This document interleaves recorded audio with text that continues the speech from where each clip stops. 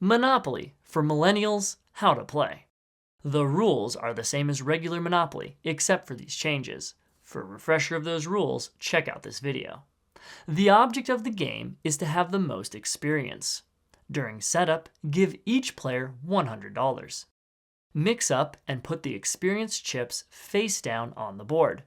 The player with the most student loan debt goes first, then play proceeds clockwise.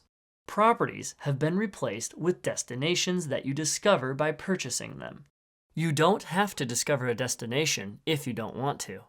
If you don't, your turn ends and the destination remains undiscovered. There are no auctions. There are no houses or hotels. Instead, when you collect a complete colored set, that set is worth more points at the end. When you land on a destination that another player discovered, you pay them the visitation cost listed on the card.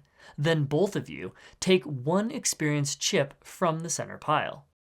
You are allowed to secretly look at your own experience chips, but you should keep them hidden from others. If you can't afford the visit cost of a destination, then nothing happens and no players collect experience chips.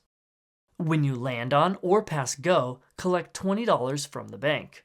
If you land on a bike share space, you may move to any space on the board.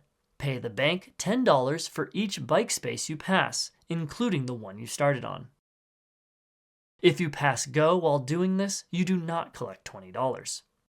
While you are in jail, you can still collect money from visitors to your discovered destinations. However, you may not collect experience chips.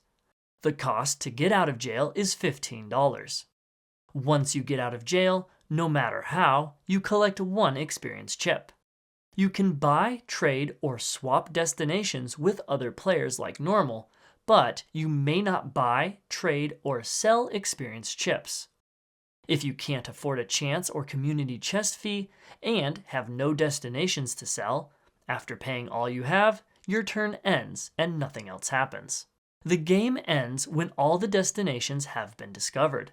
Then, all the players add up all of their experience from their discovered destinations and experience chips, and the player with the most wins.